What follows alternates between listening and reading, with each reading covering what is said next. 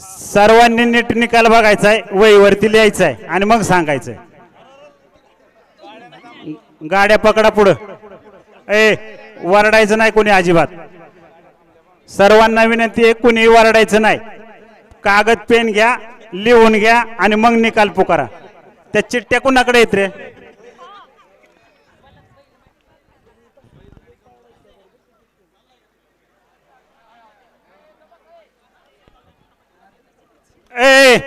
हात वर कोणी करू नका. आम्ही निकाल देतो आणि मग तुम्हाला काय नाचायची तर नाचा. अजिबात कोणी गोंधळ करायचं नाही इथं.